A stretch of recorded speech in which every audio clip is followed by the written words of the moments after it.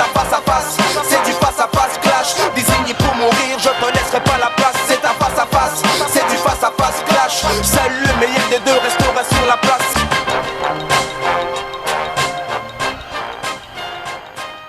Bienvenue dans ce face-à-face. Aujourd'hui, on va tout simplement se poser la question. On est sur cette grève de Total. Plus personne n'a d'essence. L'économie est en berne. Qui est responsable, messieurs ? C'est relativement simple. Si vous me permettez, Sam, je vais prendre la parole. Je vous en prie. C'est relativement simple. Total a toujours eu cette histoire de monopole, justifié, pas justifié, c'est presque un autre débat.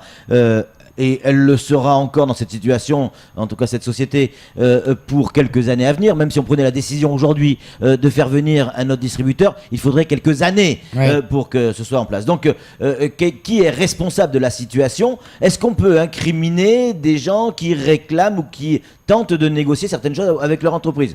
A priori, non. Oui, c'est chiant. D'accord. Mais le problème, pour moi, il n'est pas là. Il est sur la gestion de crise. Ouais. Et aujourd'hui, pour moi, qui est responsable de cette non-distribution ?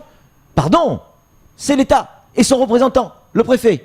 Pour moi, la gestion de crise est catastrophique. Et catastrophique dans le sens où, effectivement, on se retrouve avec des personnes qui ne sont pas réquisitionnées, en tout cas pas à la hauteur des attentes, et on se retrouve avec des files de voitures énormes, et on met en danger les personnes. Ouais. J'ai assisté personnellement à des personnes qui ouvrent les portes sur les routes, alors qu'ils attendent, et d'autres voitures qui arrivent, qui freinent d'un coup. Bref, on met les gens en danger. Il suffirait de faire quoi ? Eh bien, si on veut prendre le taureau par les cornes, on peut réquisitionner les stations et les hommes. On peut mettre l'armée si on le souhaite. C'est possible. Mais bien sûr, mais là, il faut du courage politique. Sam ? Moi, je suis d'accord avec vous, Patrick. Je ne peux pas vous contredire. Parce que dans la gestion de crise, c'est pour moi absolument catastrophique. Soit dit en passant. Ça se passe bien quand même, hein ? Oui, non, mais. Encore une gestion fois, de crise, dans le sens. Les gens sont patients, les forces de l'ordre sont présentes. Mais pour moi, le fond du problème, il n'est pas là. Le fond du problème, ça reste encore une fois nos décideurs et nos élus.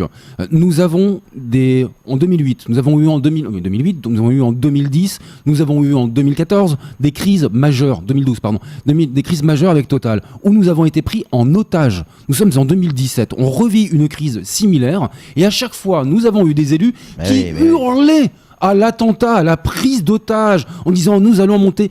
Ahmed Atoubani d'Ouchina, quand il était président du conseil général, il a créé une commission qui pendant 3 ans a bossé avec Mira Nousseni. Où est le fruit de ce travail ?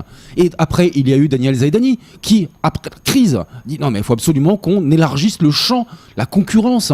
Qu'est-ce qui en ressort ? Alors il avait embauché Benoît Jorion, un pénaliste brillant. Le mec, il avait bossé. Où est le fruit de ce travail ? Où est l'ouverture de ce marché ? Mais Samuel, que ce soit cet exemple-là ou autre, on l'a toujours dit sur ce plateau, on gère l'outre-mer dans l'urgence. On ne sait pas se projeter. Alors il y avait ce pseudo Mayotte 2025 qui était qu'une opération de communication ratée du reste. Mais on gère Mayotte dans l'urgence. Regardez, là on parle du problème des carburants. Eh bien, qu'est-ce qu'il y a comme problème ? Qu'est-ce qu'on propose pour régler le problème ? Mais rien. On essaye juste d'éteindre l'incendie, calmer, qu'il n'y ait pas d'émeute, et après on passe à un autre dossier. On ne règle pas le problème. Regardez le problème de l'eau. Est-ce que là aujourd'hui il est réglé le problème de l'eau ? Non, toujours pas. On a calmé tout le monde, les associations. On a essayé de calmer. Est-ce qu'elle est construite cette retenue collinaire ? Est-ce qu'on a inauguré la première pierre de cette retenue collinaire ? La troisième ? Nous, on cherche à trouver 30 millions d'euros pour donner à boire à nos gamins. On aura les mêmes problèmes de sécheresse dans les semaines ou les mois qui viennent. On cherche 30 millions d'euros pour faire une retenue collinaire. Les Guyanais, ils ont 1,5 milliard.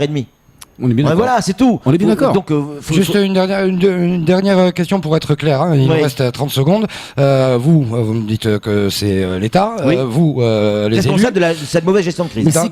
Dans aucun cas, ni la direction de Total ni les salariés ne sont responsables de rien. J'ai pas dit ça. Moi, je trouve légitime je comprends. Qu'il y ait un combat social, je suis d'accord avec vous, c'est normal, mais ça devrait pas exister. Mais c'est exactement, et vous avez entièrement raison, Patrick, c'est comme la crise de l'eau. Je suis désolé, qui est responsable ? C'est le SIAM aujourd'hui ou c'est la SMAE ? Non, mais attendez, eux, ils sont dans le chantier, mais le problème, il vient d'ailleurs. C'est les financements, tout n'a pas été fait pour que nous ayons de la flotte aujourd'hui. C'est pareil pour Total. On a vu le merdier se profiler avec une situation de monopole intenable. On sait qu'à chaque fois qu'il va y avoir un bordel, conflit social minime, on va être pris en otage, on n'a Ouais. rien fait pour changer la donne. Flo, vous posez la question, elle est légitime. La direction Total n'a rien à voir et les salariés n'ont rien à voir.